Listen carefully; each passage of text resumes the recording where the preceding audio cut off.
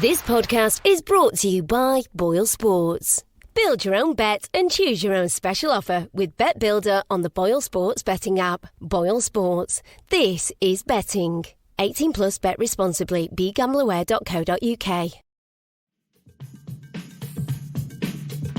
This is Manchester United under Ole Gunnar Solskjaer. Manchester United have produced the impossible. Welcome to United Hour, your one-stop shop for all things Manchester United. I'm your host, Nick. And I'm Imran. Two of us here. We are recording lunchtime, the day after the Europa League Final.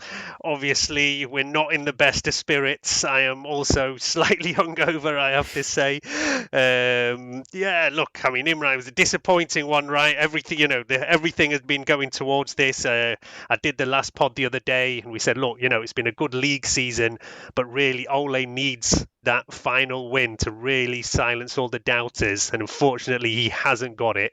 So this morning I've heard plenty on whether it's TalkSport, Twitter or whatever, a lot of the Ole doubters coming out and saying, oh, we told you so. Let's look at the match first, and then obviously we'll delve deeper into bigger things about the squad, about Ole and what it means going forward. But look, let's just kick off with looking back at what was a pretty dour match. There isn't that much to go deep into. But straight off from the lineup, there was a lot of talk pre-match about who was going to start and all. And for me, it was quite a shock that he started with that kind of Muck Pogba rather than Muck Fred. Were you surprised by that?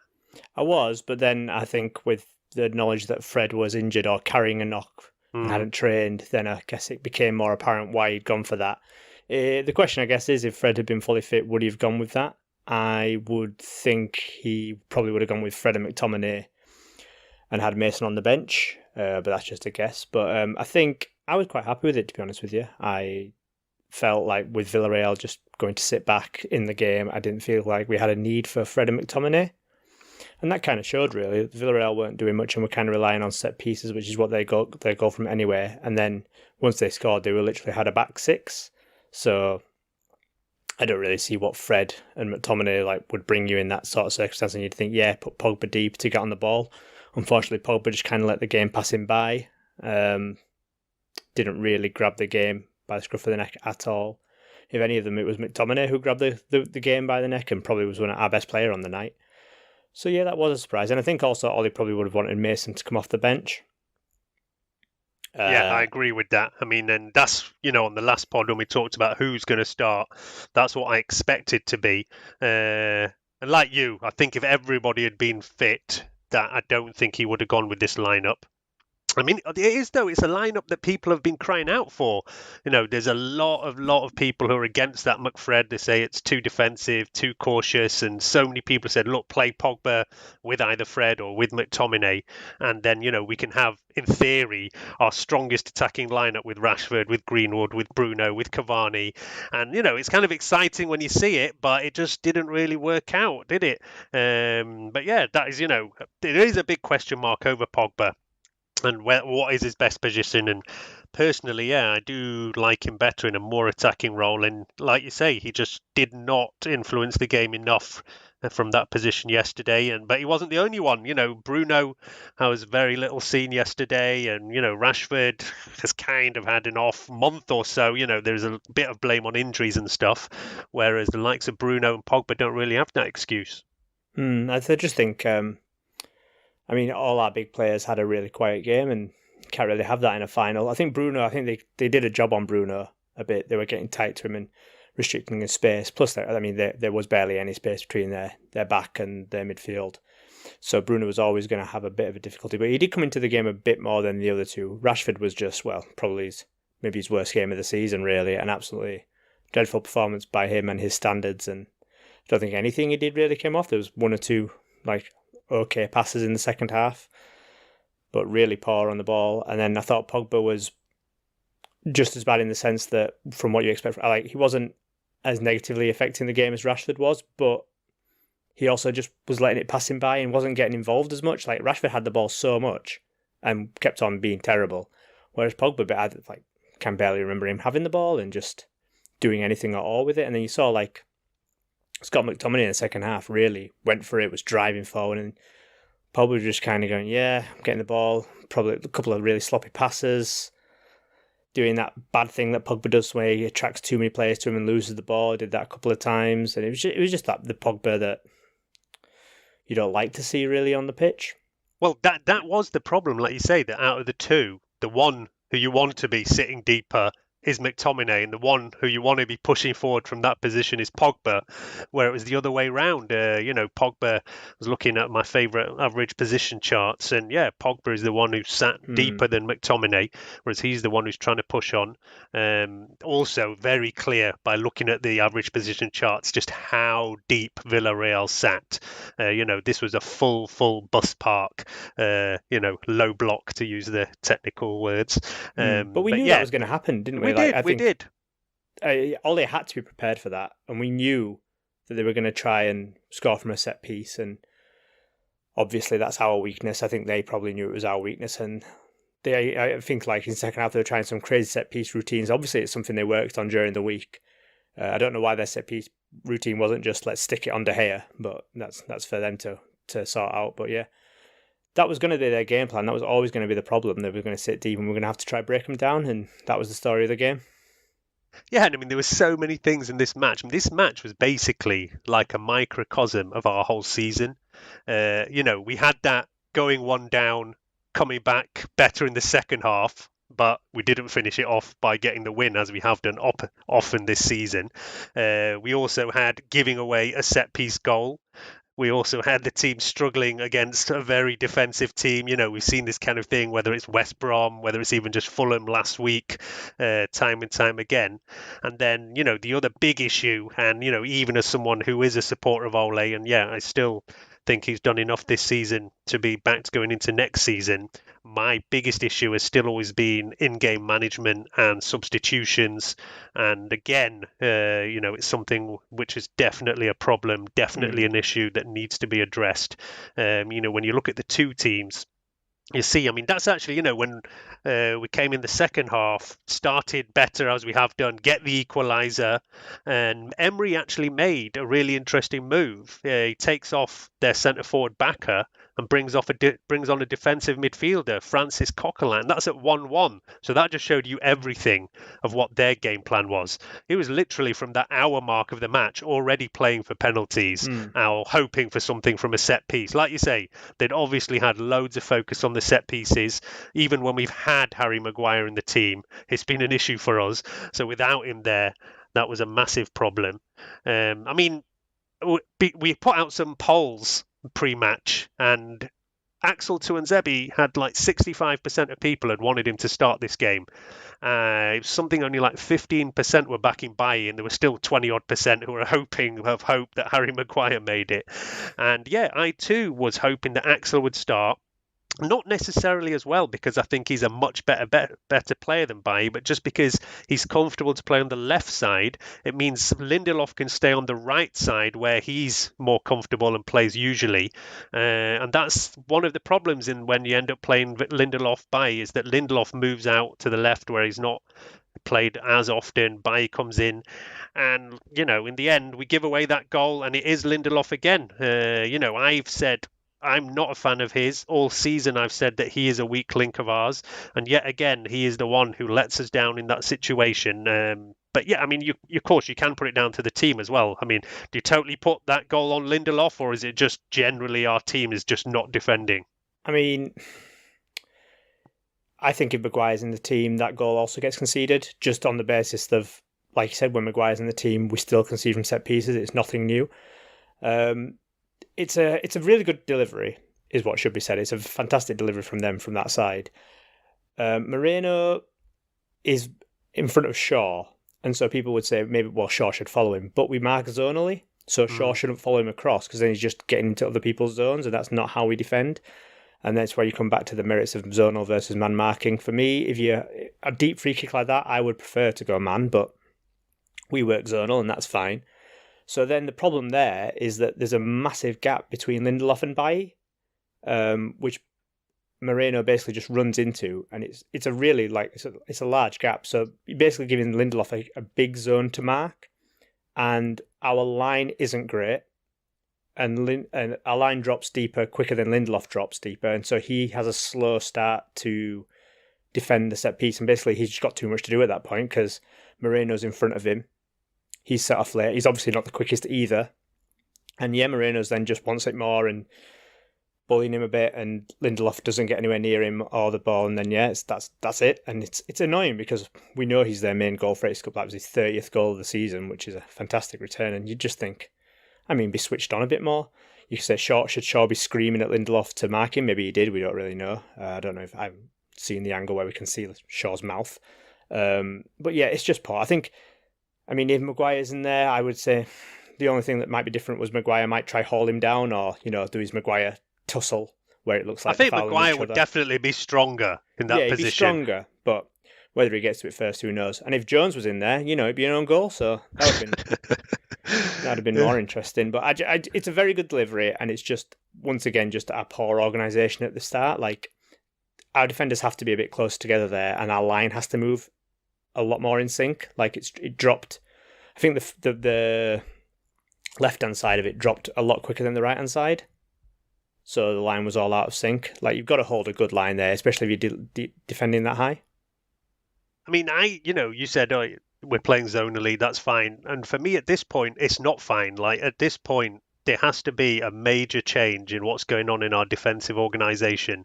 I was going to say we're top of the list of goals conceded from set pieces. We're actually not. It's Leeds, but we're still conceded a ridiculous amount of goals time and time again from set piece situations, and it just shows you that there's something wrong there, and that definitely does go just down to what's going on in coaching, how things are set up. We've got players who are experienced and whatever in our coaching setup, but none of them are actually defenders, whether it's Carrick, whether it's Phelan, obviously Ole, midfielders and more attacking players. So I don't know if somebody on the more defensive side needs to be brought in, but it's clearly a major problem. Time and time again, we're giving away points, and this time it's cost us an actual trophy. Because, apart from that, Villarreal had nothing. Every chance they had pretty much was from a set piece, and I did worry every time they had a set piece that we weren't going to consider again. And they had loads. They were almost like just playing for set pieces. They were literally, you could see sometimes they'd be in positions where they might get across, and it was almost as if they preferred to kick it off the player and have a corner rather than actually cross it into the box, because it was they thought that they were more likely to get it from a corner rather than an open play. And any light contact, they would go down just to get that free kick so they can toss it in. Like, it was clearly their strategy, and like, that is a perfectly valid strategy to play when you're playing against us. We cannot defend set piece, and you're right, really. At this point, even if they got the best intentions in the world with this, we kind of go zonal, but then, especially on corners, we go zonal, but then a couple of people mark the player, and then it's kind of a combination of the two of them. And at this point, you've just got to say, like, let's just rip it up and go back to super basics, man, and then let's build from there. Because obviously, whatever we're doing now just isn't working. And you'd think, why don't we just go back to it, man, and then we'll see how we go from there. And if that doesn't work, then we can build on that. But this just needs to be ripped up and thrown away. Yeah, I totally agree with that. By this point, that it's just not happening, and there has to be a new plan, fresh way of looking at how we're defending. And for me, man-to-man is the way. Personally, I've been a defender for years, and I've always favoured man marking. But that's zonal works for plenty of teams as well. There's nothing about zonal or man marking that's inherently better than another. But by now, zonal way is obviously just not working for us, and something needs to happen there. They always say the benefits of zonal is that you can get your own run on the ball to head it if it's coming into your zone, whereas if you're man, then you're technically your man who you're marking, because they'll move first. They have a slight edge on the run. But then the benefits of man marking is you can do more to put them off on their run, because you are tight to them, or you should be tight to them, and you can do a bit more to obstruct their run or like tussle with them. Whereas if you're doing zonal and they get a free run, then and ultimately a lot of the time they do get a free run just because of how poorly because it's usually our weaker players who are up against the man. So like Wan-Bissaka or Rashford will be up against the man, and then the zone will be taken by the better headers of the ball. But as soon as they lose that man, then they've got a free run and head at the ball, and it becomes difficult. Even if you're marking zone, if the ball's good enough and they've got a run, they're going to be favourites to win it. Yeah, totally.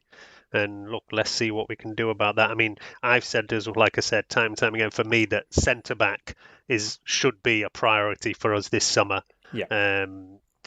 And Bailly signed a new contract, and some people have taken that to be that we're not going to be getting a centre back. But for me, that is still something that we definitely need to look at.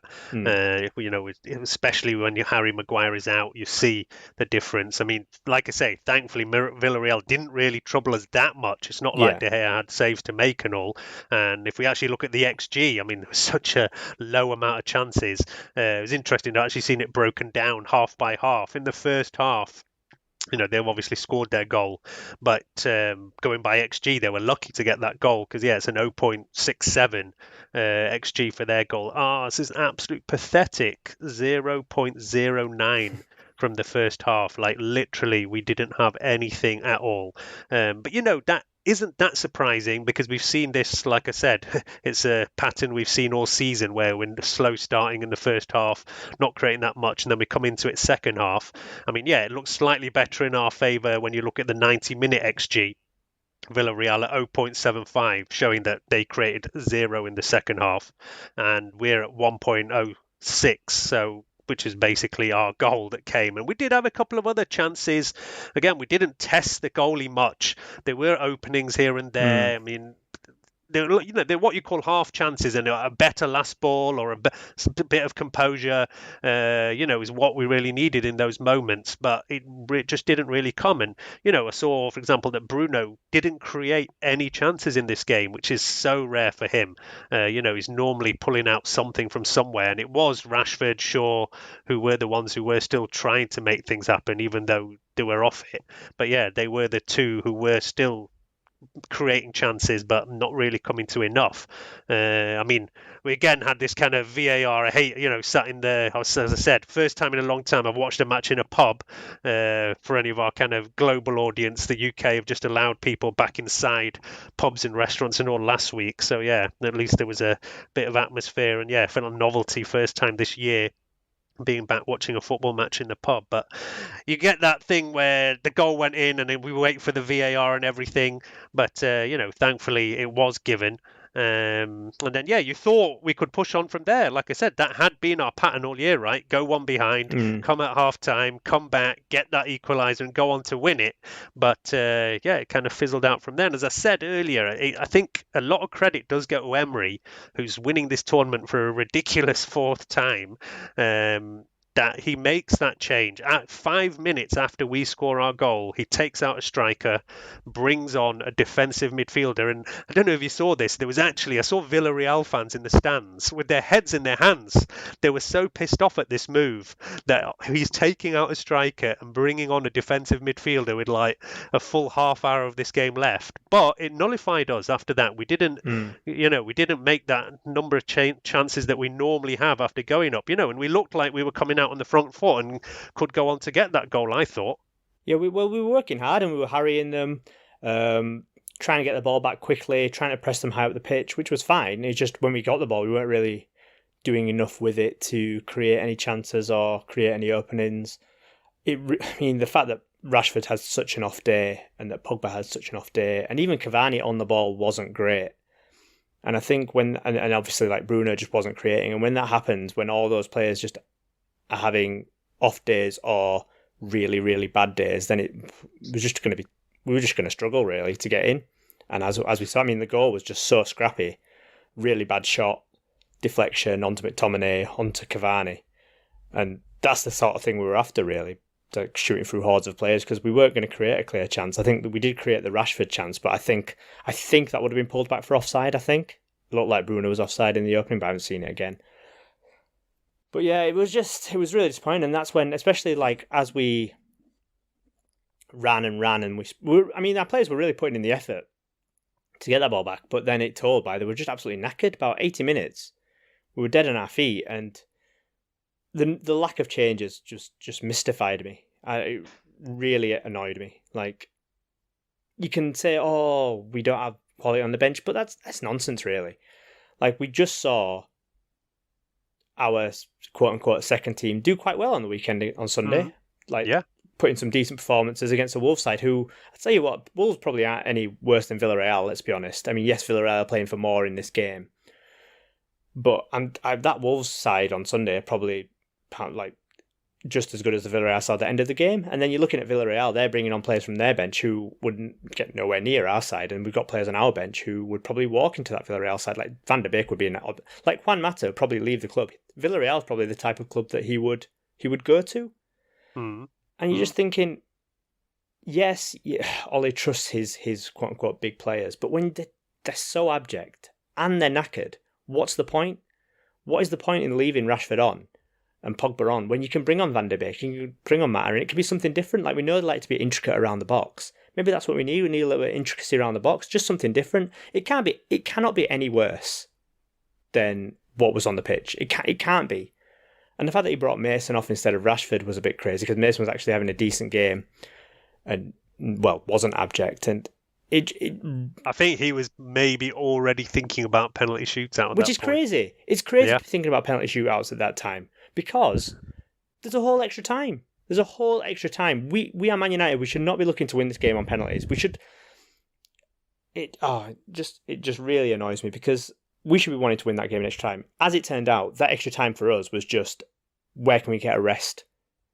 Yeah, half an hour of extra. I mean, again, as I said, see the XG stats broken down bit by bit. So for the whole half hour of extra time, we managed to create 0.05 of a chance. It is, and Villarreal weren't much better. They were like 0.1. So, the whole half an hour of extra time was a total waste of half an hour. And yeah, you're right. It's like I said, as soon as we finished that 90 minutes, I said, we've got to go for this in extra time, because we all know that David De Gea is never getting anywhere near any penalty, because we've seen it time and time again. We know how poor his penalty record is. I think they said like 40 penalties now for club and country in the last 5 years that he has not managed to save one of them.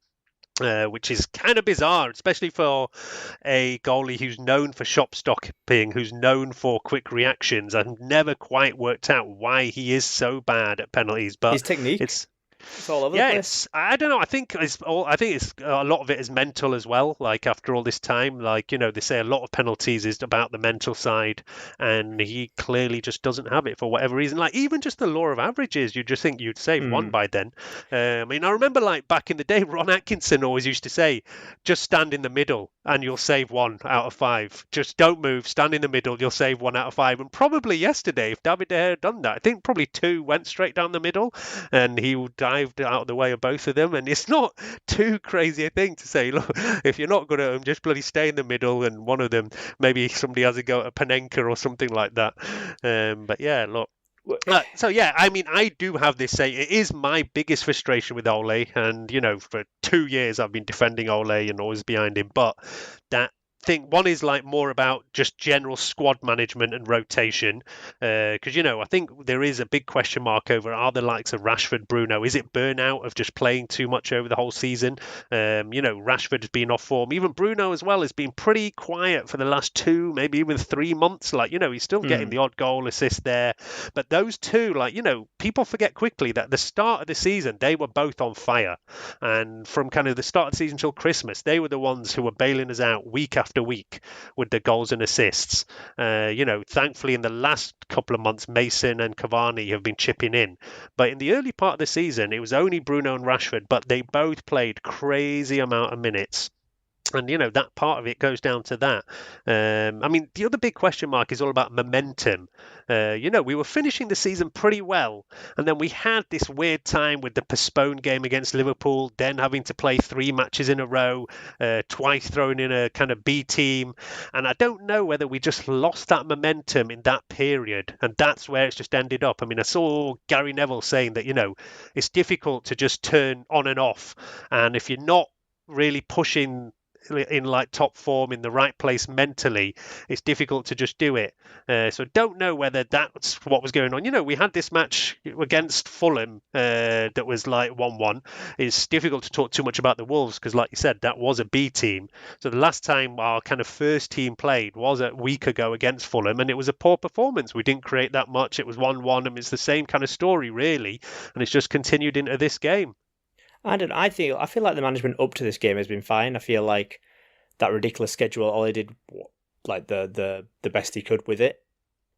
And ultimately, yeah, our performances will drop off when we know there's a final coming up and you don't want to get injured for that final, and you know we've got top four and there's nothing to play for. There will be a drop of 5%. That is just going to happen.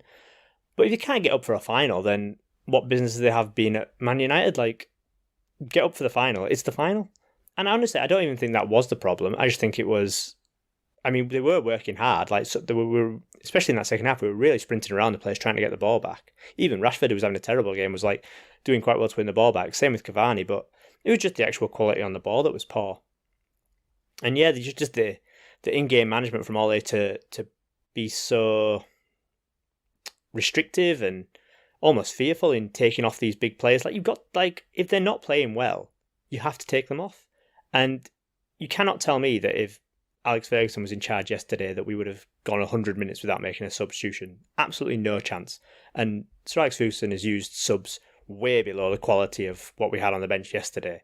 So there is absolutely no chance it would have gone the same. And it's just, a tired player is poorer than a fresh player. Like, especially at the state we were last night. Like, extra time, nothing was happening. Absolutely nothing. And to see us play for penalties, it reminded me of, there was a game under Moyes in the League Cup semi-final, Sunderland at home.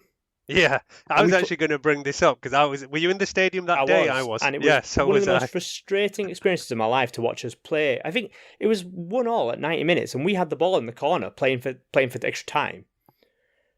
And I was like, that's weird, but okay.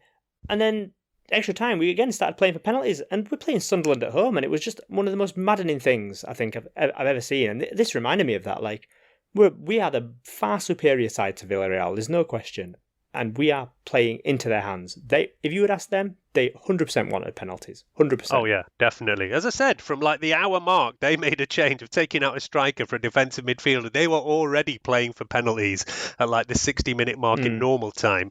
And yeah, you're right, it had to come from us.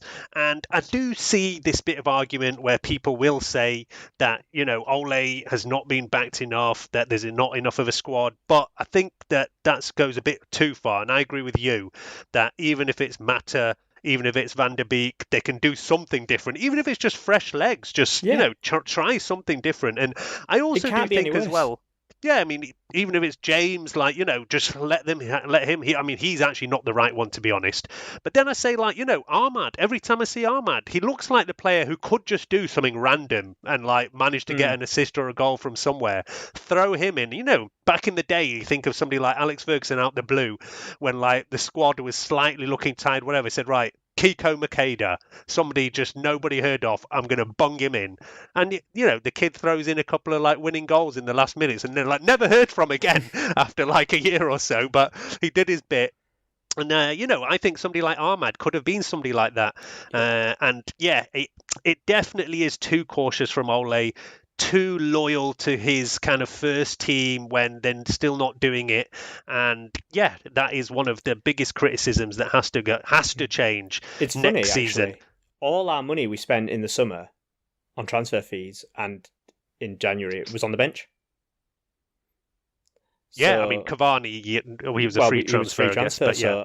So the other three players we bought, Tellez, even like Tellez, put Tellez on for Luke Shaw, have him whip some balls in. Why not?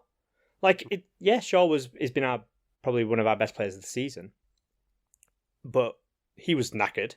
I think he picked up a knock as well, and I don't imagine anyone thinks Shaw's a great penalty taker after that penalty he took yesterday. So I'd just put Tellez on, something different. He can wang in a ball. I think we scored a couple from his corners this season.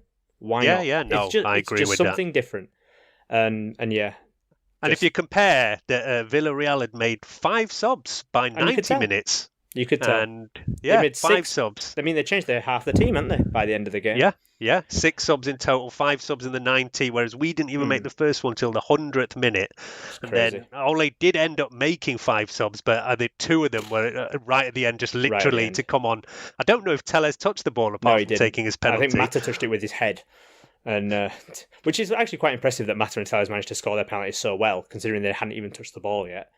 But you could tell Villarreal had practice penalties. With the way their players were taking those penalties, I mean, superb penalties, pretty much all of them. I think there was only one that I thought De Gea might be able to save. There was a couple that were down the middle. Yeah, but I think the problem with De Gea is he either goes really early, like stupidly early, or he goes really late, and therefore, and either when he goes both super early or super late, he doesn't fully extend his dive. Because of his foot movement on the line, he doesn't extend himself and he doesn't get right into the corner on any of his dives. And the only reason you'd go super early is so you can get a really good reach on your dive.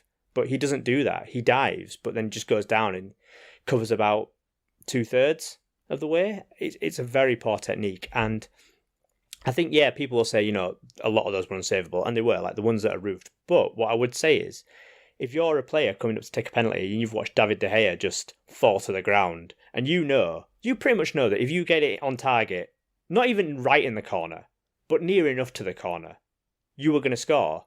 That's going to help you in your penalty taking, and you're going to be a bit more relaxed and calm about it. And you could tell, because you don't have to put it... If you have a keeper who's in front of you and you think, I've got to put this right in the corner to score, that plays on your mind then. That worries you. But I don't think De Gea worried their players at all, to the point where I was looking at this and I was thinking, right, I am not praying for De Gea to save this. I'm praying for them to miss the target.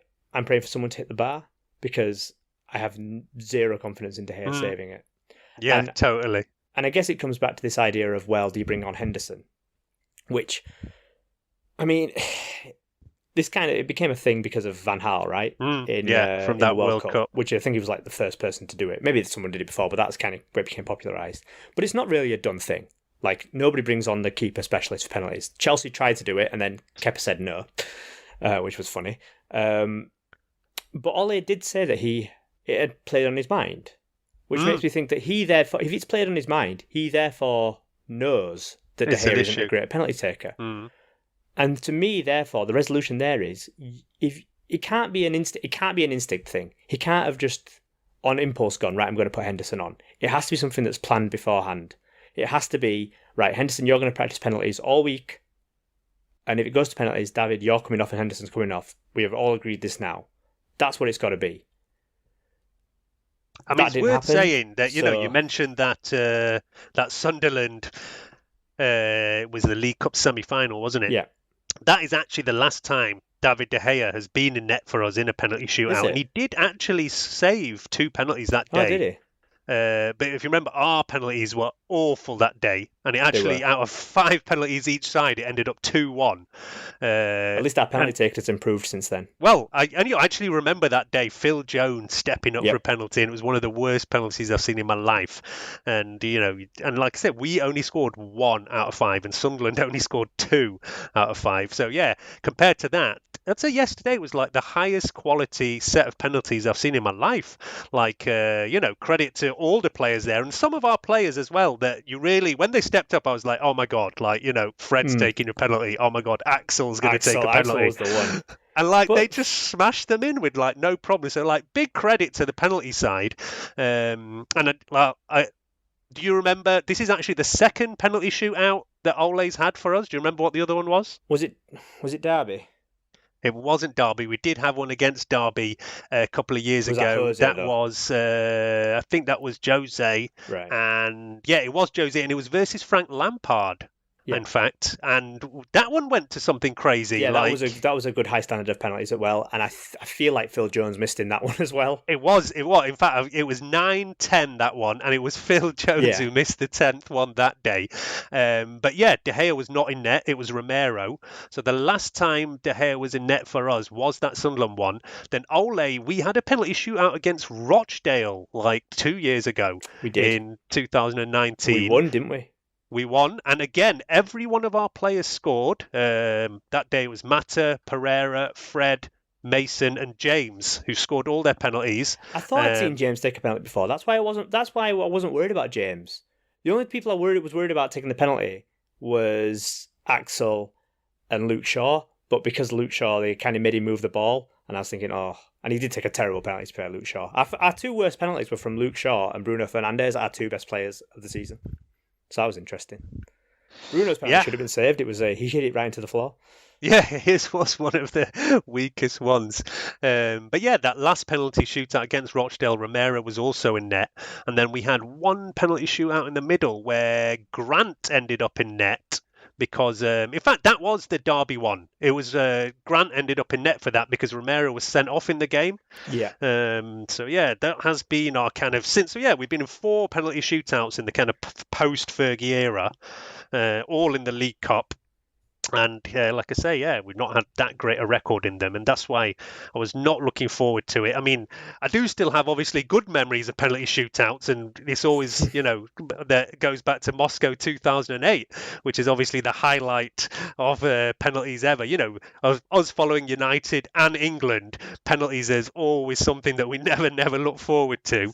But on both sides, I say credit to Ole that the players are obviously practicing the penalties and banging them away. It's 2 penalty shootouts under him that everybody scored until it gets to De Gea, and just an absolute killer for him, really. I mean, I'm not going to blame him for not scoring a penalty. That can happen. He's a goalkeeper. I don't really expect him to take a penalty. I didn't expect their goalkeeper to absolutely roof their penalty. That was crazy. But yeah, I'm not going to blame him for that. That can happen. It's just on the saving. And even if I feel like if his technique was better, if he was doing more in the goal, it would do more to put the other players off. As it was, I feel like he was basically giving him a free shot.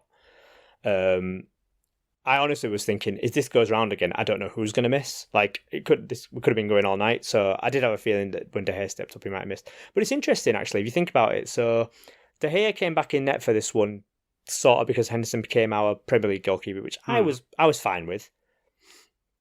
But he also reinstated De Gea for the Chelsea game last year, semi-final. Oh, yeah. And he cost him then, really, as well, if you think about it. Like, that game, De Gea had a shocker, and he wasn't our cup keeper, and he just came in. And yeah, and everybody actually felt really sorry for Romero at the time. Yeah, and De Gea just had a shocker. And that's twice now that Ole has kind of backed De Gea in the end-of-season big game, and he's come up short. Yeah. So it just makes you wonder, will he do it again? Or is that if that is it for De Gea now, it is a very sad way to end his career at United. I was thinking, actually, in my head, the perfect way for this to end would have been De Gea to score his, Moreno to step up again and miss, which would never happen. I think Moreno's 100% penalty record this year, but say he did miss, and then Juan Mata scored the winning penalty. That was my dream scenario. Yeah, that would have been beautiful. It's just a gutting way to lose as well as penalties, isn't it? Especially when you've been the better team. It's like that Arsenal FA Cup final in 2005, where you've been the better team, you are the better team. That game we absolutely dominated. You wouldn't say we dominated this game, but we were clearly the better team. We dominated it in possession. Yeah, but in terms of chances and stuff, whereas at Arsenal, when we just bossed them around the pitch. And then just to lose on penalties when you don't deserve to it's a really gutting way to end the season, really. And Ole's got a job to pick them up, but yeah, I would say in terms of Ole, it's probably his worst night in the dugout for me. Big fan of Ole. Think he's done a good job this season, obviously, but that last night really, really took him down a lot. It did, and this is going to be the wider question now, and we will talk about this a bit more. I think maybe next week we'll do a kind of full season roundup and talk about the summer and transfers and where we're at. But look, Ole's obviously going to be in charge next summer, next season, and we're just looking at what kind of contract renewal he's given. There's a lot of people now saying, no, he shouldn't be given a new contract. This is failure. I mean, if you look at the big picture, it is actually a step forward, because before everybody was talking about not getting past the semi-final, and we haven't reached a final. I mean, it's still ultimately failure and not good enough for sure. But yeah, it's the league progress, which for me is the signs that things are going well. And as I said on the last show, it's the big factor as well is that back-to-back finishing third and then second, which hasn't happened since Ferguson. People point to, Mourinho got second though, and he still got sacked, but Mourinho did not do back-to-back top 4 seasons. He did do, Champions League back-to-back by winning the Europa League and then coming second. And, you can have a debate about which is a better achievement. But yeah, I think that consistency of having 2 years of finishing top four is something we really needed after being just such a roller coaster team for like the last 6-7 years. I think to just consistently come back and say, look, we are a top four team and be quite comfortably it, not scrambling to finish top four for the first time in a while is a big thing. I mean, Bale say, look, Ole is not, I heard it as well on the radio this morning saying, look, he's not the one, he's a bottler and whatever. And I think those things are unfair. And people should not forget that, for example, to throw out something like, Jurgen Klopp lost 6 finals in a row. 2 at Dortmund and then 4 finals when he first came to Liverpool, including, ironically, 1 to Emery in the Europa League final against when he was at Seville. So he lost 6 in a row before then winning Champions League and then winning the Premier League. So you can't just throw a manager under the bus after 1 loss. And that as well, like when people talk about fine margins, that they're now saying, oh, Ole has to go. But they're saying that if, 2 penalties had gone the other way and we'd won it, that they're all right with him staying. It can't all be based on just 1 match and 1 shootout. Like, it is a massive disappointment and he definitely needs to improve in certain areas. But I do find people go a bit too overboard on these kind of things. And I think you're kind of agreeing with me, right? That, yeah, Ole's obviously staying and getting another chance to take this team to the next step.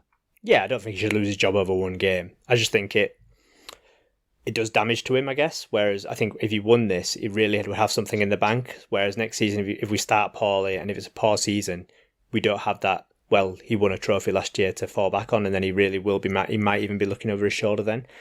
Before the game, I was saying to a couple of friends that I felt like this game, it wasn't a must-win game. It was a must-not-lose game.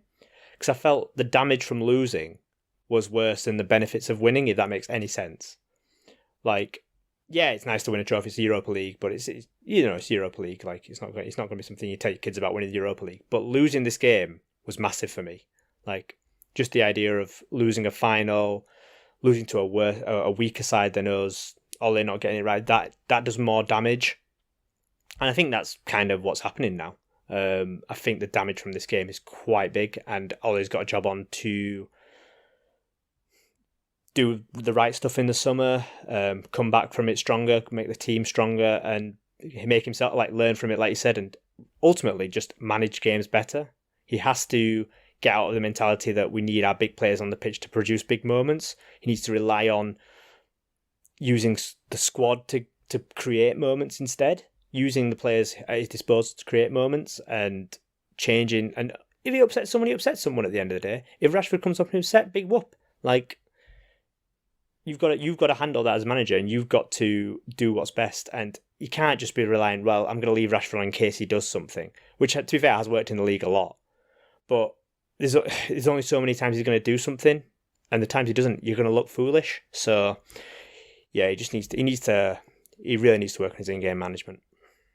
Yeah, that is the big takeaway. And I mean, it's something, as I said, I remember talking at the end of last season, and I was actually more focusing on squad management, which I think he's done a bit better at this season, but still could have been done better, especially in the early part of the season, where then, you feel that maybe players wouldn't be reaching that kind of burnout point at this stage if they'd had rests in those kind of early games in League Cups and some of the weaker opposition where players like Rashford, like Bruno, shouldn't have been playing this many minutes the whole year. And then, yeah, as you say, in-game management and lack of subs and all is really telling. And I do see the argument about, that the squad's not there and that who could have made a difference. And that was the thing about the starting lineup, where normally this season we've had either Greenwood or Pogba or Rashford have been on the bench as that kind of option to come in and be the game changer. Whereas because he started with what is in theory our best kind of attacking lineup all on the pitch, he didn't have any of them to come in. But yeah, I think we're both agreed that whether it's Mato, Ahmad, Van der Beek, James, just throw one of them in and see what difference it makes. So yeah, look, like I say, Ole has to learn from that. And he's got a summer to think about where things went wrong, how to improve it. And, we will record throughout the summer when we can, focusing, of course, on the transfer news. There'll be stuff going on at the Euros as well. I mean, we can have a quick chat about the transfers here. We did talk last week already, mentioned, loads of links with Sancho. I mean, what is your number one priority position? Defensive midfield and centre back. Depends on. Ask me on a different day. I'll tell you a different answer. But they're my two. I think. I think it was a defensive midfield until Maguire got injured. Then centre back really ramped up. I would love a dominant centre back next to Maguire, but then I would also love someone in centre midfield who would basically be a younger version of Matic. Younger and more or Carrick, agile, or Carrick, just that holder we can build play from, who's also got that defensive mindset, as can be played instead of the Fred McTominay access of box to box.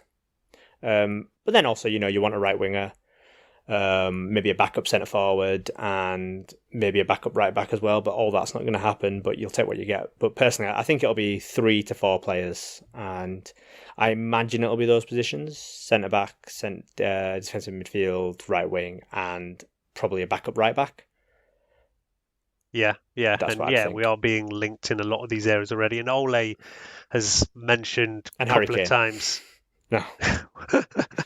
And Hurricane and Haaland. Yeah, look, I mean, I think because Cavani's re-signed, I think it's unlikely that our kind of links with Kane and whatever are going to come to anything. I think very strong links with that right side, Sancho, or if there's a second option there, I don't know, is definitely going to happen. I mean, I did say, though, that because there is Ahmad, Greenwood plays there a lot, James, there's various people we have who can play in that role, but none of them are the right one. So for me, I still think if it's an attacking player, it has to be Sancho. For me, I still think centre-back is a higher priority than defensive mid. Not everybody agrees with that. I mean, we have a lot of midfield options. It would be the kind of, holy grail to find that one player who can do the job of Fred and McTominay defensively and still do the passing as well, like we used to have for so many years with Carrick, like a prime Matic. There's been a few names thrown out there. I know even Ruben Neves, who played against us for Wolves last week, a couple of our podcasts, a lot of big fans of his. And Rice as well gets a lot of kind of press. So, look, we have to see where that goes. I mean, if it is a midfielder, then it's got to be somebody top, because like I say, we've got plenty of midfield options. So there's no point in just bringing in somebody for the sake of it. Yeah. And there is even like a total left field option, right, that I've been thinking that may never happen. But I listened recently actually to Matic's Man United podcast, and he was talking about how he was actually considered an attacking midfielder way into his early 20s and only changed to being a defensive mid around the age of 23, 24. And the other day, the few times that Donny van der Beek has played in a midfield too, I think to me that he's looked more suited there. He's pretty good on the ball. I think that he can. I don't see why he would be any worse defensively, whatever, than somebody like Carrick was for years. No, I think that's over-egging a bit. Carrick was exceptionally switched on defensively in terms of... He was great at reading the game, but I mean, he wasn't that kind of physically imposing defensive midfielder. That's because his mind and his positioning meant that he didn't have to go sliding around the place. He could cut out that pass just because of where he stood on the pitch. I don't think Van der Beek has that sort of understanding. Yeah, I do think he's a central midfielder. I do think more in the mould of a McTominay or a Pogba than a defensive mid which is what I feel like we need. Yeah. Like I say, I know maybe it is a bit of an outlandish idea, but I was just kind of thinking about where things can go with this squad. But I think, most people are clear about what our kind of priorities are in the 4 positions. Just there's then differences of opinion over what is number 1 priority, what is number 2. But it's been good to see Ole saying himself in press conferences in the last week that, look, we need 2 or 3 players. I do think there's way too much focus from fans on, Ole, great, he's finally said he needs 2 or 3 players, as if he's not saying that to his board all the time anyway. Does he really need, people play on these things as if Ole hasn't said he needs players. He said he's happy with the squad. Why is he saying that? Listen, there's only one manager in the history of football who's never wanted to make transfers, and that's Arsene Wenger. Everybody else in the world every football manager wants to make 1 million transfers all the time. So whenever any manager says, I'm happy with my squad, they're just saying that to keep the squad happy, but really they want to make transfers. Every manager wants to make transfers. Totally agree. And yeah, like I say, in general, I think there is almost too much focus on what players and managers say in press conferences.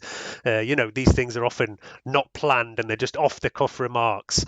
But yeah, that's why I find it bizarre where all of a sudden everybody's like really happy. Oh, Ole says he needs 3 players. Yeah, great. Well done, Ole. As if, I'm sure he's absolutely saying that all the time. Yeah. But it is going to be an absolute vital summer for the club.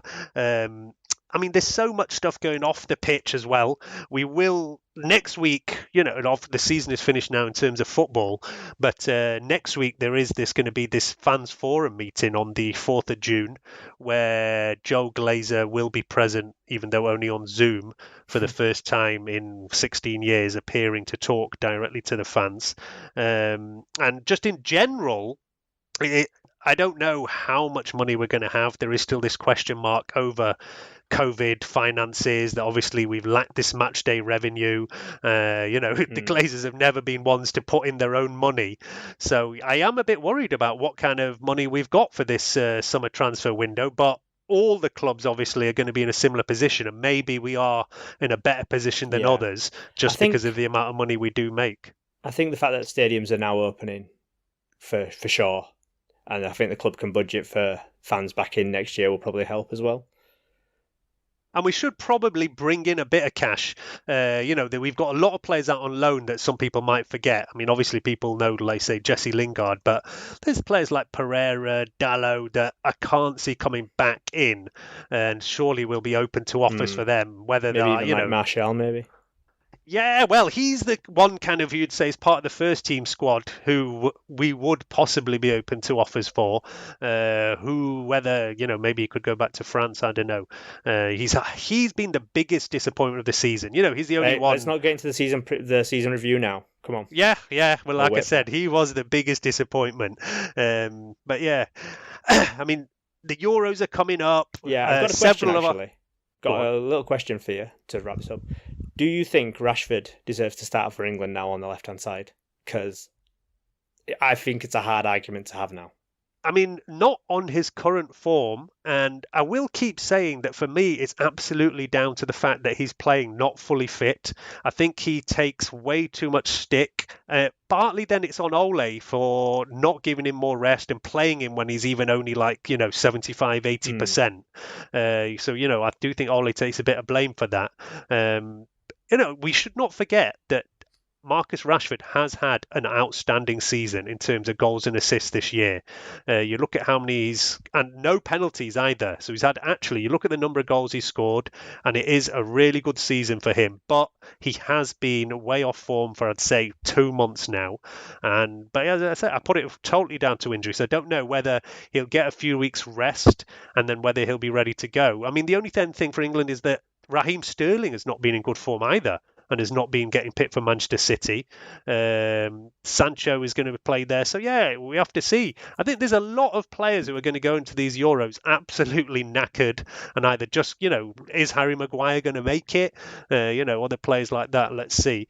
Mason Greenwood was picked at the end. I was slightly surprised that he got in there. Still only a 33, so he might not make the final cut. But, I think he will.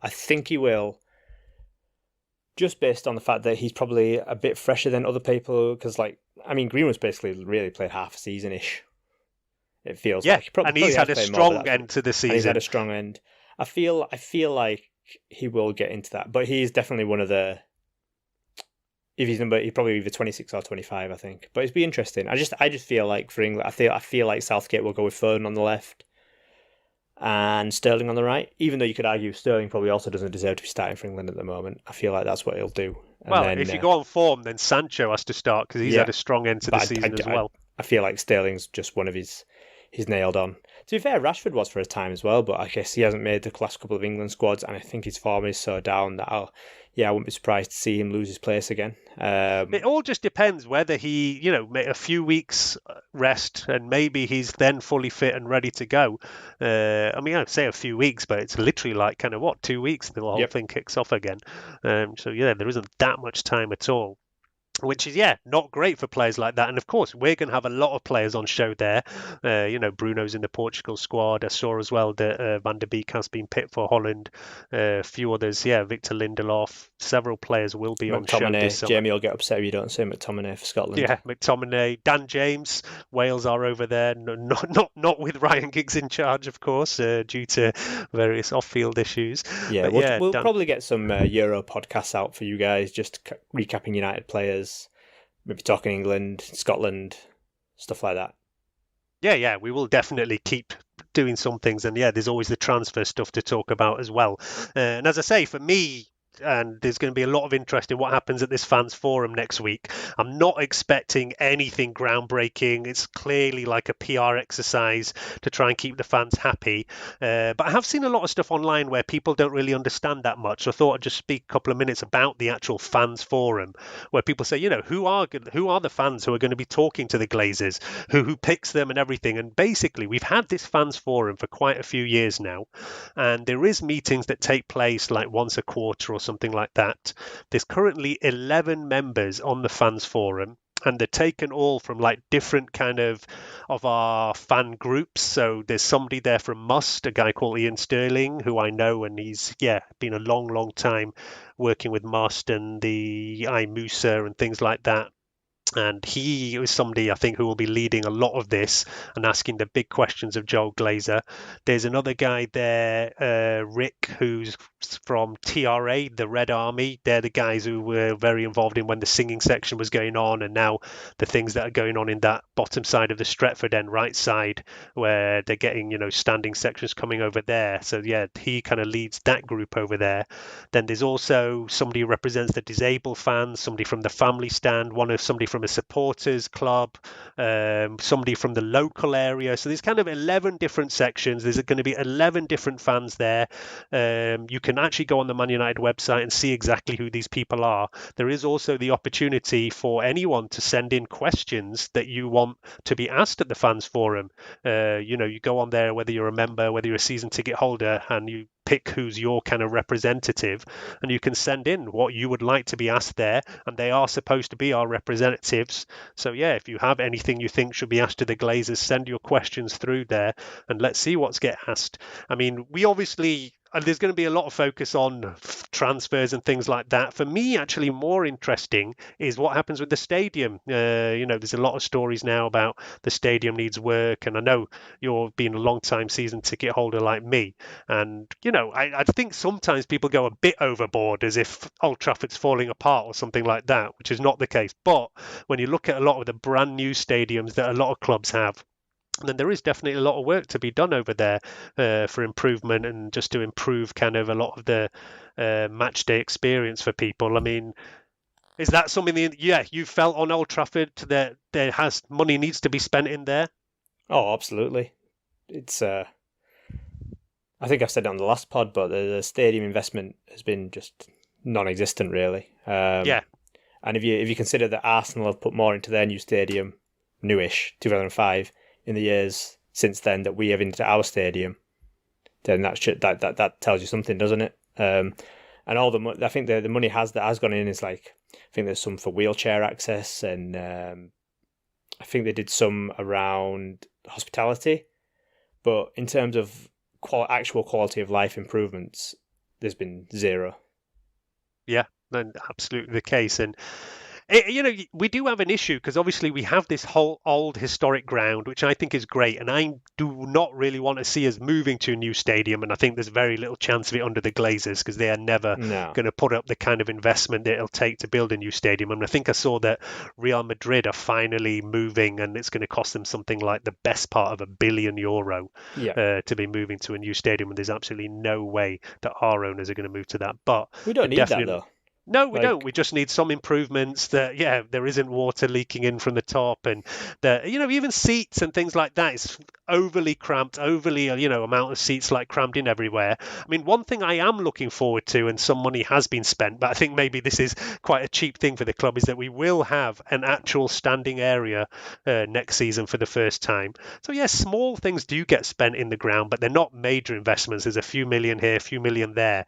There's nothing that's, a proper It's always just like kind of plasters just to keep things going. There's not the long-term kind of investment. And as well, it's only the training facilities and things like that where, City down the road have got brand spanking everything new, whereas we kind of keep improving, but there has been these stories especially coming out about like the women's team and things like that where we need investment in that kind of side of the club.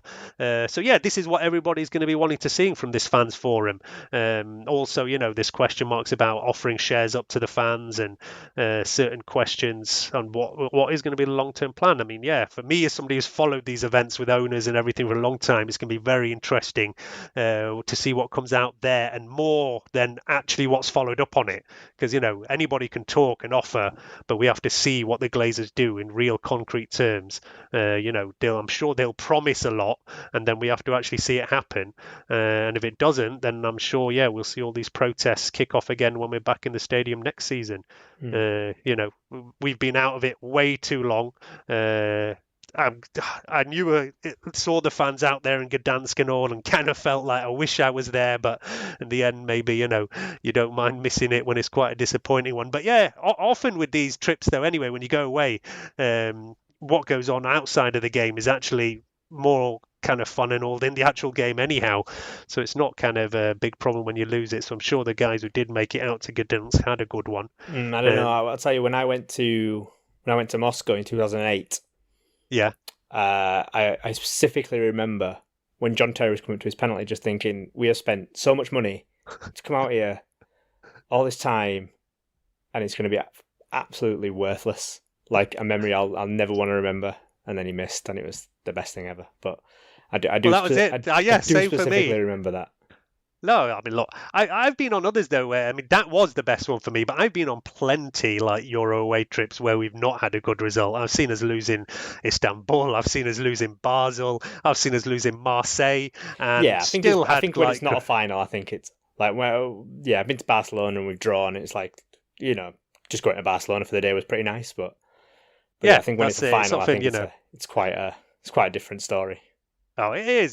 And it will be gutting, but I'm sure they still have a good trip. And often, like you say, off those trips, it was actually the football that ruined the trip. Everything was great until we went to the match.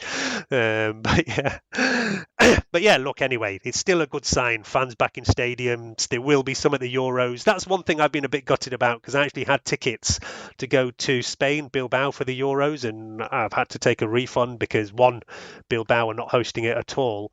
And then anyway, when I went in the ballot for this being moved to Seville, I didn't get a ticket. So yeah, unfortunately, we'll not be going to any of the Euros games. Like a lot of people, a lot of disappointed people getting money back, but there is still that football to go on there. Before we finish, a shout out to our sponsors, Manscaped. And thanks to all our listeners who've bought through Manscaped. There was more than any that we expected, and it really does help the podcast. So thanks for all that support. Do head over to manscaped.com and use the code UnitedHour. I tried some of their products, and the best one is still that full performance package, which has that lawn mower and the crop preserver potions, pair of boxer shorts, and that is really their kind of best product that everybody should go and check out. Manscaped.com, the code UnitedHour, and then hit us up on the socials and all that. Thanks as well. Like, we've had a couple of new Patreons in the last week or so. Everybody supporting us, it really does help us. We will keep going through the summer. I know we have actually been a bit slack on putting out extra Patreon content, so we will try and sort that out now that we've got a bit of time. We have a few kind of plans for doing different things this summer, and maybe trying to get a few guests on, so look out for that stuff. And we will be back next week, as I say, focusing on things like transfers, the Euros, the fans forum. But disappointing end to the season, but still progress is there, and we're still behind Ole, right, Imran? You more than me, but I'm there. You're at the front. I'm like somewhere in the middle. Yeah. All right. Thanks all. Good night. Cheers. This podcast is brought to you by Boyle Sports. Bet on the number of shots on target, assists, tackles, passes, and more. All powered by Opta on the Boyle Sports betting app. Boyle Sports. This is betting. 18 plus. Bet responsibly. BeGambleAware.co.uk.